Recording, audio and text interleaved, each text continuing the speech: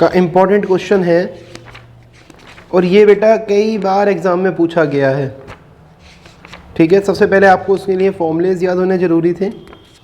ठीक, चलिए स्टार्ट करते हैं question.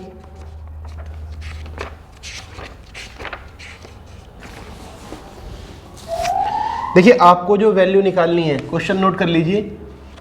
Find the value of 10 π/8। आपको जो वैल्यू फाइंड करनी है वो π/8 की वैल्यू फाइंड करनी है। सबसे पहले याद करो π/8 हमने पढ़ा था डिग्री में चेंज करने के लिए 180/π। यदि कैंसिल करते भी हो तो 4 2 8 यानी 45/2 यानी 22.5 वैल्यू बैठेगी। 22.5 की वैल्यू निकालनी आप लोगों को आती ही नहीं है, इसलिए यहाँ पर आपको चाहिए tan 2θ का फॉर्मूला, जो आपको फॉर्मूला याद करना है इस क्वेश्चन को सॉल्व करने के लिए।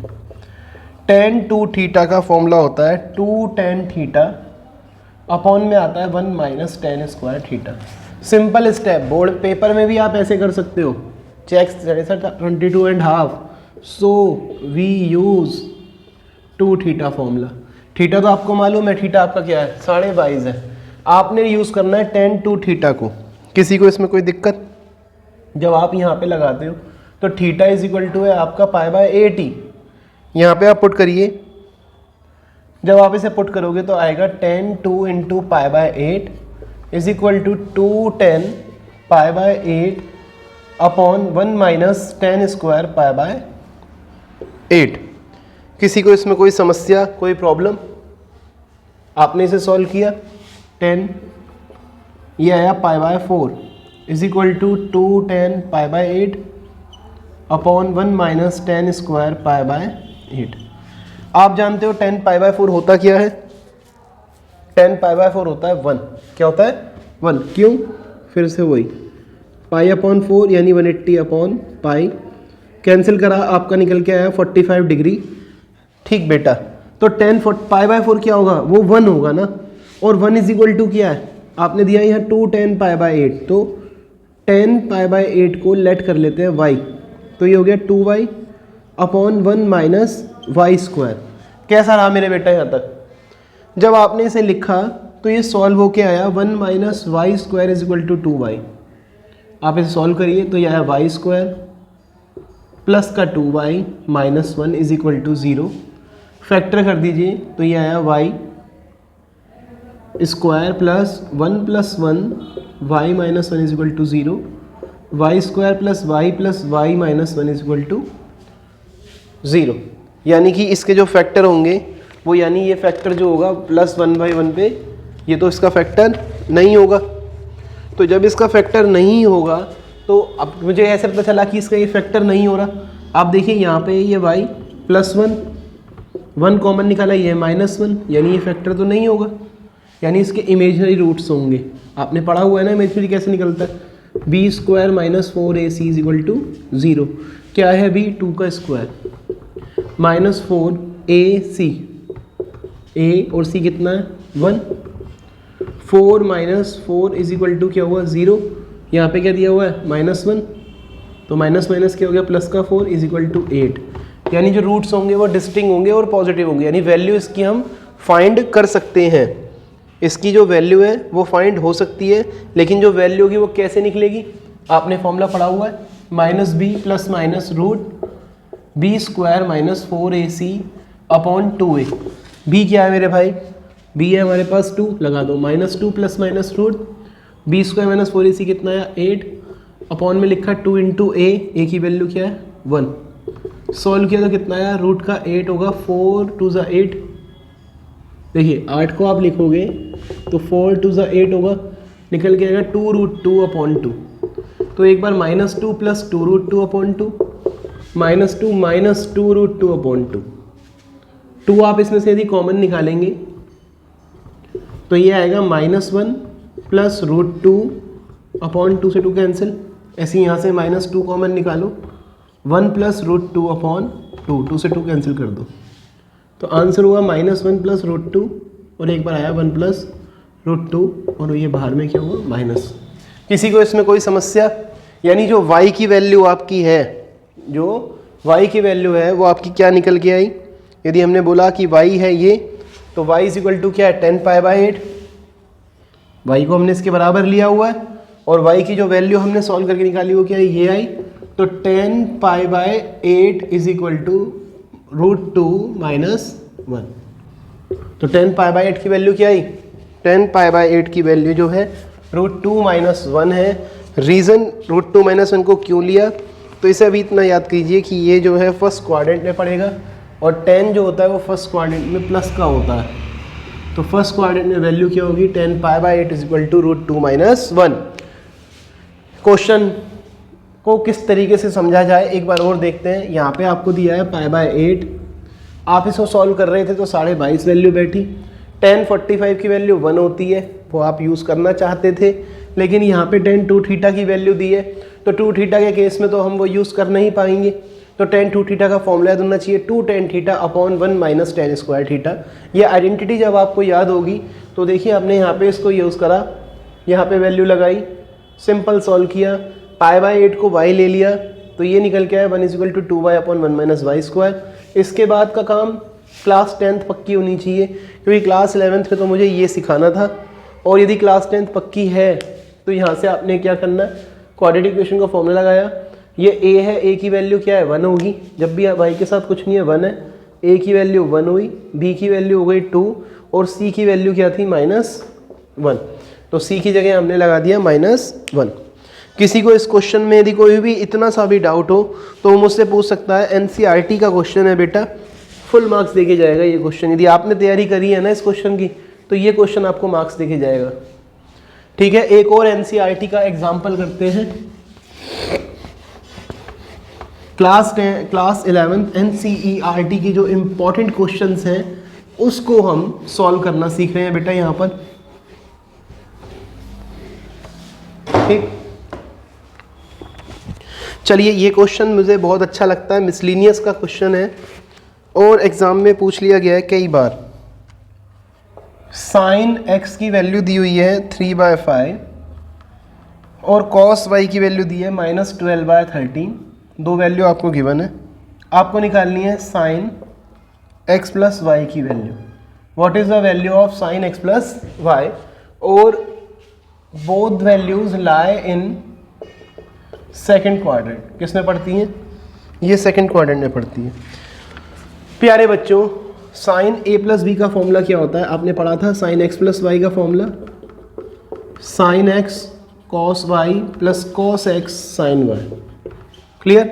आप नोटिस करें ऊपर आपको साइन x की वैल्यू दे रखी है, आपने सीधे लगा दी, और कॉस y की वैल्यू दे रखी है, कितनी है -12/13। लेकिन आपको कॉस x की वैल्यू निकालनी पड़ेगी। तो किस तरीके से हमें वैल्यू निकालनी है वो हमें देखना है। दो तरीके हैं इसे निकालने का, पर हम जो क्वाड्रेंट मेथड लगाया है उसे यूज़ करेंगे। सेकंड क्वाड्रेंट में पड़ती है साइन की वैल्यू है 3/5, तो p/h होती है, p प्लस की है, यहाँ पर h 5 है, ये जो होगी ये 4 होगी। कैसे निकलेगी, h² = p² plus b²। h कितना है 5 का स्क्वायर, p है 3 का स्क्वायर प्लस b का स्क्वायर। 25 - 9 = b²। तो b का जो वैल्यू आया निकल के वो आया 4, तो b का वैल्यू हमारा 4 है। तो यानी हमारे पास b मिल गया, और ये जो 4 होगा ये नेगेटिव में होगा क्योंकि ये x जो है यहाँ पर नेगेटिव में है। क्लियर। जब आपने b की वैल्यू निकाल दी, ये -4 है, आपसे कोई पूछे साइन x है कॉस x बताइए क्या होगा, तो आप सीधे बोलोगे कि जो कॉस x है सर वो b/h होता है, तो आप लिखेंगे -4/5। पता कैसे चला, साइन कॉस tan होता है, PBP HHP, पाकिस्तान भूखा प्यासा, हिंदुस्तान हरा भरा, तो हमने वैल्यू लगाई। कॉस x की वैल्यू क्या है -4/5। किसी को इसमें कोई समस्या, आई थिंक सो नहीं होनी चाहिए। अब आपको क्या निकालना है, कॉस y की वैल्यू निकालनी है। तो जो y की वैल्यू है वो किससे मिलेगी भाई, इनसे मिलेगी। ये b है और ये क्या h है, बनाइए इसका क्वाड्रेंट। ये b है -12 और जो h है वो है 13, आपने यहाँ पे 13 लगा दिया। फॉर्मूला लगाइए, h² = p² plus b²। h कितना है 13 का स्क्वायर, p हमें निकालना है, b है -12 का स्क्वायर, 13 का स्क्वायर 169, 12 का 144, माइनस कर दिया तो जो p है उसकी वैल्यू आई 5। आपको यहाँ पे निकालनी है साइन y की वैल्यू। साइन y क्या होगा, साइन की वैल्यू क्या होती है, p/h होती है। तो p हमारे पास 5 है और h जो है वो 13 है। जस्ट आपको यहाँ वैल्यू पुट करनी है। cos x की वैल्यू क्या है -4/5, साइन y की वैल्यू क्या है 5/13, लगाया, ये आया 36/65 -20/65। जब आपने इसे सॉल्व किया तो ये आया माइनस का 56/65। तो सो आंसर इज -56/65। किसी को भी यदि इस क्वेश्चन में कोई भी दिक्कत आए तो वो मुझसे पूछ सकता है, हम उसके जो डाउट होंगे वो क्लियर कर देंगे। ठीक है, एक बार और देख लीजिए। सीधा क्वेश्चन था, वैल्यू को पुट किया, साइन एक्स उसने दे रखा था, ठीक, वो हमने वैल्यू ही जस्ट पुट करी, ये आया 56/65। क्लियर। यदि किसी को भी इस क्वेश्चन में कोई भी डाउट हो तो वो मुझसे पूछ सकता है, मैं उसकी हेल्प कर दूंगा, वो बच्चा जो है वो सीख जाएगा। क्वेश्चन इंपॉर्टेंट था, बस ये ध्यान रखना। एनसीईआरटी के एग्जाम्पल्स का ही क्वेश्चन कराया है बेटा, और गारंटी ले रहा हूँ इन क्वेश्चनों की, ये क्वेश्चन जरूर फंसेंगे और आपको भी कहीं ना डिस्टर्ब होगा इन क्वेश्चनों से।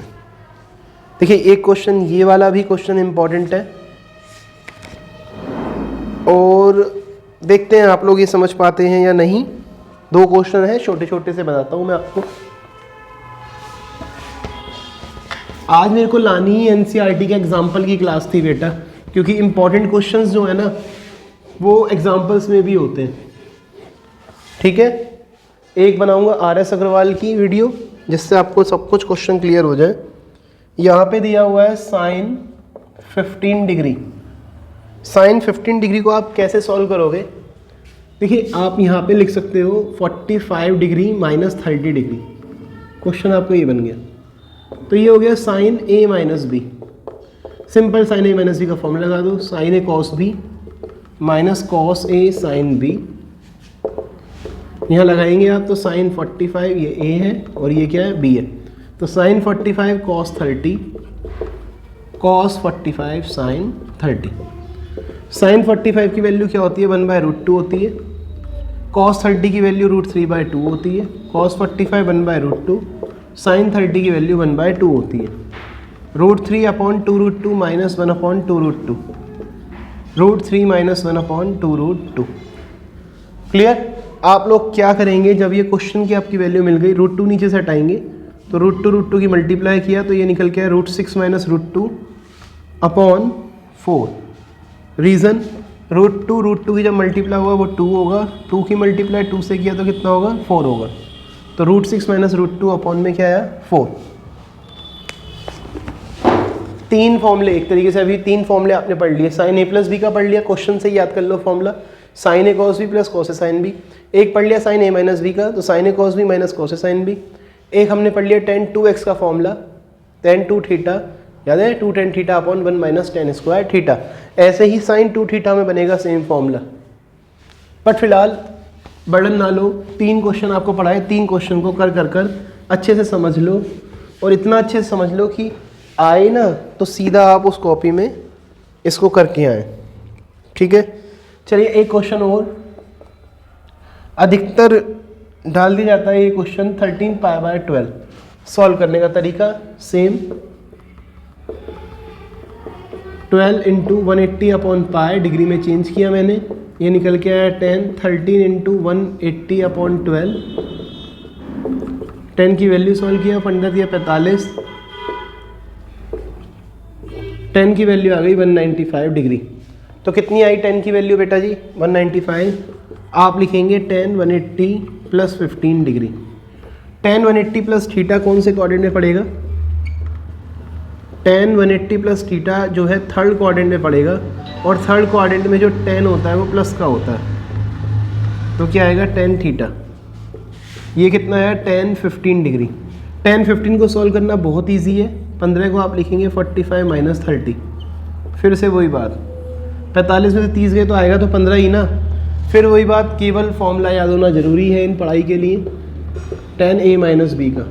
तो ये होगा tan a minus tan b, upon में आप लिखेंगे 1 plus tan a tan b।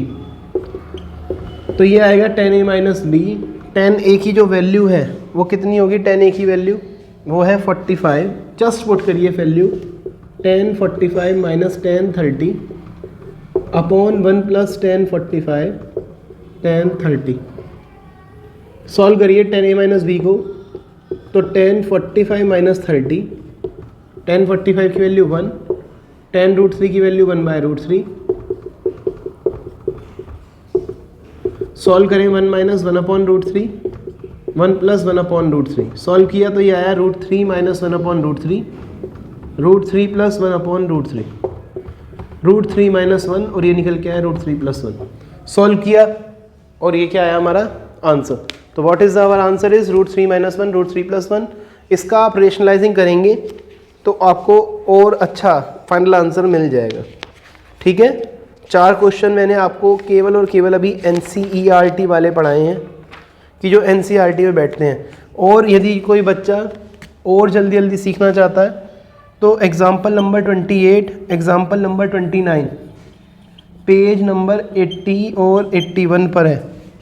आप पूरी बुक को कितनी बार पढ़ते हो इससे मतलब नहीं है, लेकिन जो खास क्वेश्चन है उन्हें अच्छे से पढ़ते हो इस बात से मतलब होता है। एग्जाम्पल नंबर 26 भी आएगा, 26, 28, 29, ये तीनों एग्जाम्पल मैं नेक्स्ट वीडियो में लूँगा। 4 क्वेश्चन ही मैंने इसमें पढ़ाए हैं, तो पहले आप लोग यही 4 क्वेश्चन जो हैं अच्छे से करने की कोशिश करें। ठीक है, नेक्स्ट वीडियो में मिलते हैं बेटा।